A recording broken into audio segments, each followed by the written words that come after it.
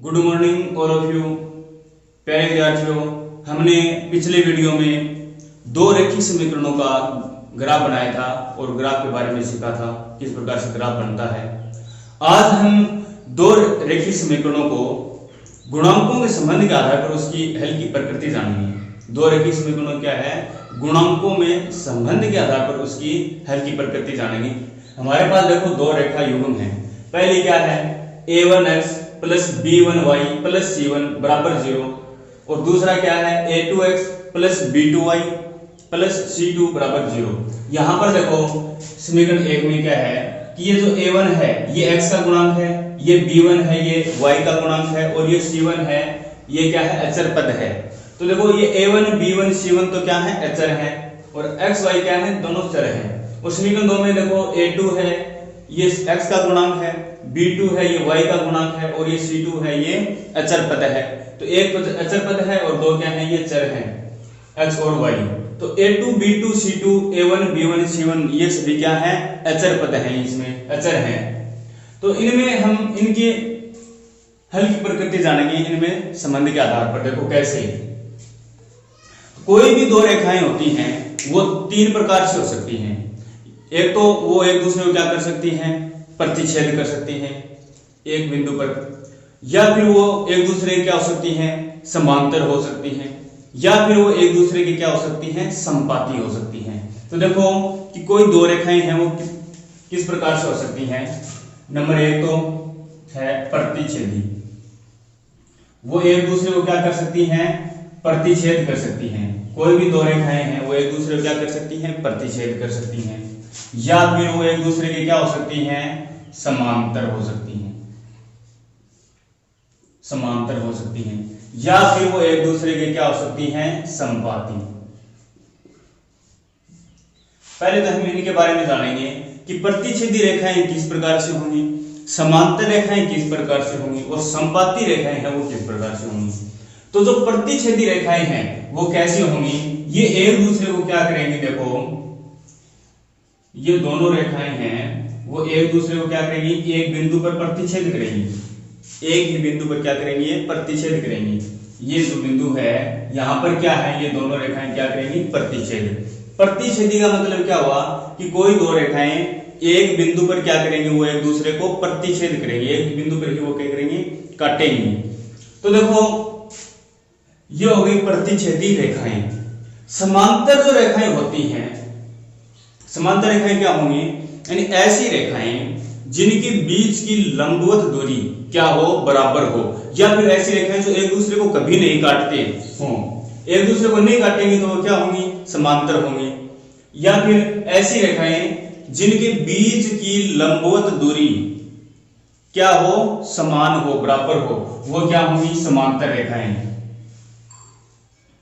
जैसे ये दो रेखाएं हैं ये एक दूसरे को क्या है काटेंगे नहीं और इनके जो बीच की लंबवत दूरी है बिंदु जहां पर भी देखेंगे तो वो क्या होगी बराबर होगी। तो इसको क्या कहेंगे हम समांतर रेखाएं। और समांतर रेखाएं हैं ये एक दूसरे को कभी नहीं काटेंगी। अब देखो संपाती रेखाएं क्या होती हैं।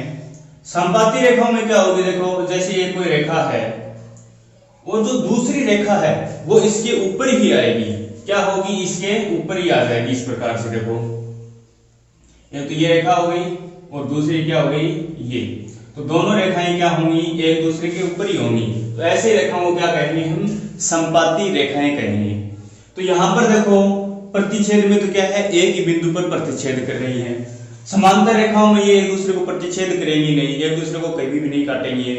और संपाती हैं ये क्या होंगे, देखो एक रेखा है जो दूसरी रेखा है वो इसके ऊपर ही आएगी, तो ये क्या हो गई संपाती रेखाएं।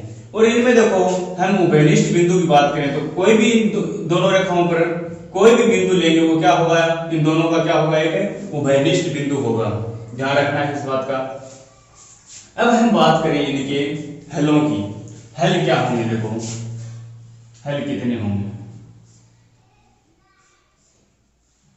जो प्रतिच्छेदी रेखाएं होती हैं वो क्या होती हैं एक ही बिंदु पर प्रतिच्छेद करती हैं, क्या एक ही बिंदु पर। तो इसका क्या होगा एक अद्वितीय हल होगा, एक ही हल होगा।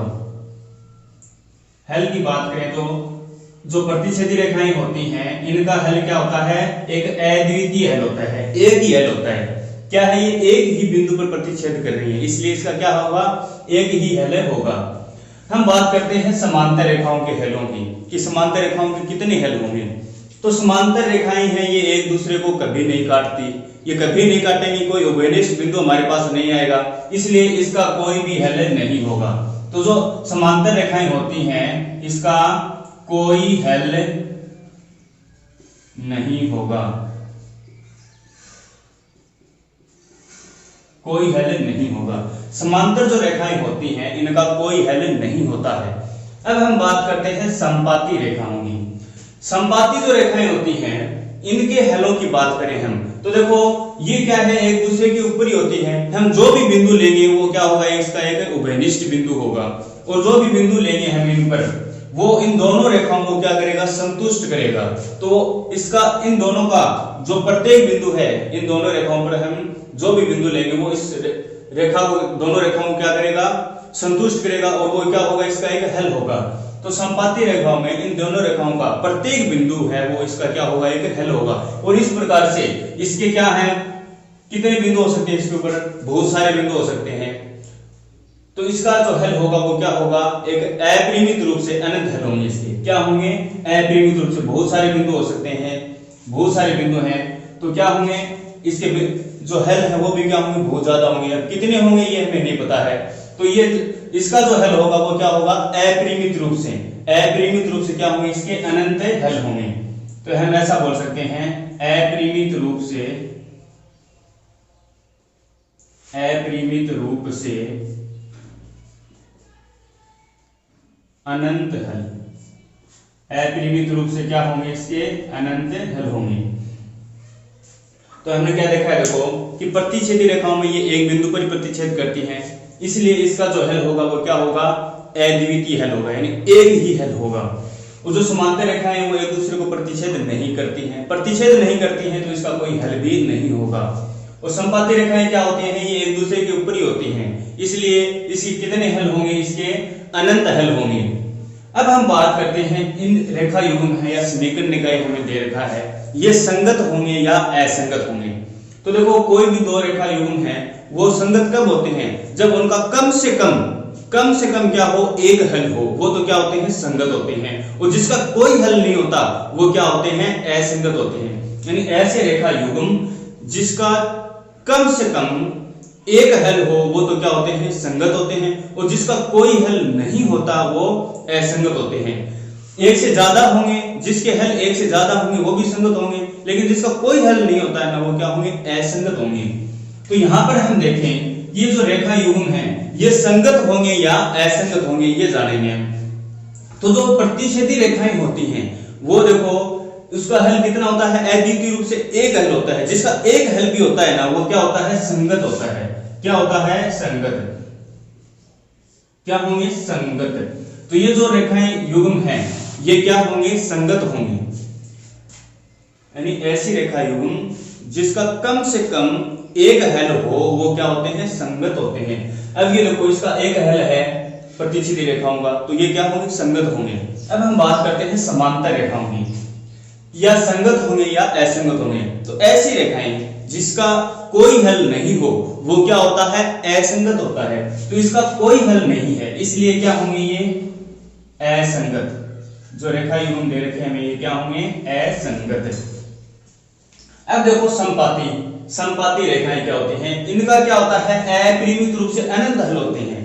संपाती जो रेखाएं होती हैं उनके अनंत हल होते हैं। अब देखो एक से तो क्या है, ये ज्यादा है, एक या देखो एक या एक से ज्यादा जितने भी हल हो वो क्या होते हैं, संगत होते हैं। तो इसके हल हैं, तो क्या हो गया, जो संपाती रेखाएं हैं वो क्या होंगी, संगत होंगी। क्या होंगी, संगत। जिसका कोई हल नहीं होता वो होता है असंगत, और जिसका हल होता है वो क्या होते हैं, संगत होते हैं। तो इसमें प्रतिच्छेदी रेखाएं और समांतर जो प्रतिच्छेदी रेखाएं और संपाती जो रेखाएं हैं ये तो क्या होंगी, संगत होंगी, और जो समांतर है ये क्या होंगी, असंगत होंगी। और जो प्रतिच्छेदी रेखाएं हैं इसका अद्वितीय रूप से एक हल होता है, समांतर रेखाओं का कोई हल नहीं होगा, और संपाती जो रेखाएं दे रखी हैं ये क्या होंगी, इनका जो हल है वो अपरिमित रूप से अनंत हल होंगे। अब हम देखो हमने हमारा जो टॉपिक है ये हमने जाना है प्रतिच्छेदी रेखा, समांतर रेखा और संपाती रेखाओं के बारे में और इनके हल की प्रकृति के बारे में। हमारा जो टॉपिक है वो है कि रेखिक युग्म समीकरणों की गुणांकों में संबंध के आधार पर प्रकृति। अब देखो जो प्रतिच्छेदी रेखाएं होती हैं तो उनमें जो हमारे जो गुणांक दे रखे हैं x और y के, उनमें क्या संबंध होगा, और समांतर जो रेखाएं हैं उनमें इनका जो संबंध है वो कैसे होगा, और संपाती रेखाओं में कैसे होगा। तो हमारे पास देखो ये यहाँ समीकरण 1 में x का गुणांक क्या है, a1 है, y का गुणांक b1 है और अचर पद क्या है, c1 है। और समीकरण 2 में क्या है कि x का गुणांक a2 है, y का गुणांक b2 है और अचर पद क्या दे रखा है हमें, c2। तो इनमें हम संबंध देखें तो ऐसा कौन सा संबंध होगा जिनमें प्रतिच्छेदी, समांतर और ये संपाती रेखाएं होंगी। तो देखो प्रतिच्छेदी जो रेखाएं होती हैं उनमें क्या होगा कि जो a1 और a2 है, a1 बट्टा a2, हमारे पास दो अचर पद हैं समीकरण 1 में तो क्या है a1 और 2 में क्या है a2। इनका जो अनुपात है a1 बट्टे a2 यानी a1 और a2 का जो अनुपात है ये बराबर नहीं होना चाहिए, बराबर नहीं होना चाहिए। किसके अनुपात के, b1 बट्टे b2 के, b1 बट्टे b2 के। यदि ये बराबर नहीं है, कहने का मतलब क्या हुआ कि a1 और a2 का जो अनुपात है और ये बराबर नहीं होना चाहिए किसके अनुपात के, b1 और b2 के अनुपात के, यानी b1 बट्टा b2 के बराबर ये नहीं होने चाहिए। यदि ऐसा है इस प्रकार से तो हमारा जो समीकरण निकाय है उसका क्या होगा, अद्वितीय हल होगा और वो क्या होगा, संगत होगा। और जो रेखाएं होंगी वो क्या होंगी, प्रतिच्छेदी रेखाएं होंगी। अब हम बात करते हैं समांतर रेखाओं में गुणांकों में जो संबंध है वो किस प्रकार से होगा। तो समांतर रेखाओं में क्या होगा कि ये जो a1 बट्टा a2 है, यानी a1 और a2 का जो अनुपात है ये बराबर होगा, किसके बराबर होगा, ये b1 बट्टे b2। a1 बट्टा a2, a1 और a2 का जो अनुपात है वो b1 और b2 के बराबर होगा। लेकिन इनका दोनों का अनुपात है ये बराबर नहीं होगा, किसके बराबर नहीं होगा, इनका अनुपात है c1 बट्टा c2 के अनुपात के। हमारे देखो यहाँ पर a1 और a2, b1 और b2 का जो अनुपात है वो तो होगा बराबर, लेकिन जो अचर पद दे रखे हैं उनका जो अनुपात है वो ना ही तो a1 बट्टा a2 के बराबर होगा और ना ही b1 बट्टे b2 के बराबर होगा। तो इस प्रकार से जो गुणांकों में जो संबंध है, ये जो गुणांकों का संबंध है इस प्रकार से देखो a1 और a2 बराबर है b1 बट्टे b2 के, और ये दोनों बराबर नहीं है किसके, c1 बट्टे c2 के अचर पदों के गुणांक। तो ये क्या होगा, समांतर जो रेखाएं दे होंगी इस प्रकार से देखो जो संबंध है, संबंध वाली जो रेखाएं होंगी वो क्या होंगी, समांतर होंगी और इनका कोई हल नहीं होगा। हल की बात करें तो इनका कोई हल नहीं होगा। और जो समीकरण निकाय हैं हमारे दोनों वो क्या होंगे, असंगत होंगे। क्या होंगे, वो असंगत होंगे। अब हम बात करते हैं संपाती रेखाओं की। संपाती रेखाओं में गुणांकों का संबंध कैसा होता है, तो इसमें जो संबंध होता है वो इस प्रकार से होता है। देखो a1 बट्टे a2 बराबर b1 बट्टे b2 बराबर c1 बट्टे c2, यानी कि तीनों का जो अनुपात है a1 बट्टे a2, b1 बट्टे b2 और c1 बट्टे c2, इन तीनों का अनुपात है वो क्या होगा, बराबर होगा। यदि ये बराबर है इस प्रकार से, इनका जो अनुपात है a1 बट्टे a2, b1 बट्टे b2 और c1 बट्टे c2 का जो अनुपात है ये बराबर हो, तो वो रेखाएं तो क्या होंगी, संपाती रेखाएं होंगी। उनका हल देखें तो हल क्या होंगे, अपरिमित रूप से अनंत हल होंगे। और जो रेखाएं हमें दे रखी है वो क्या होंगी, संगत होंगी। देखो अनंत हल है, अनंत हल है तो क्या होंगे, संगत होंगी दोनों रेखाएं होंगी। और इसमें अब देखो कि जो प्रतिच्छेदी रेखाएं हैं इसका हल है वो अद्वितीय हल होता है, और तो जिसका अद्वितीय यानी कम से कम एक हल हो वो क्या होंगे, संगत होंगे। और इनमें जो गुणांकों का जो संबंध है वो क्या होगा, a1 बट्टे a2 बराबर नहीं होगा b1 बट्टे b2 के। और जो समांतर रेखाएं होती हैं वो एक दूसरे को कभी नहीं काटती, कभी नहीं काटेंगे तो इसका कोई हल नहीं होगा। और जिसका कोई हल नहीं होता वो क्या होते हैं, असंगत होते हैं। और जो गुणांकों में जो संबंध है वो क्या होगा, a1 बट्टे a2 बराबर b1 बट्टे b2, और ये बराबर नहीं होगा किसके, c1 बट्टे c2 के। जो संपाती रेखाएं होती हैं, संपाती रेखाएं क्या होती हैं, एक दूसरे के ऊपर ही होती हैं। अब जिसका जो भी बिंदु लेंगे इन पर वो क्या होगा, इस दोनों रेखाओं का क्या होगा, एक हल होगा। जो हमें रेखा युग्म दे रखा है इसका क्या होगा, एक हल होगा। तो इस प्रकार से अनेक बिंदु हो सकते हैं, इसलिए इनका जो हल होगा वो होगा अपरिमित रूप से अनंत हल। और जिसका हल होता है वो क्या होते हैं, संगत। और जो इनमें गुणांकों का जो संबंध है वो क्या होगा, a1 बट्टे a2 बराबर b1 बट्टे b2 बराबर c1 बट्टे c2।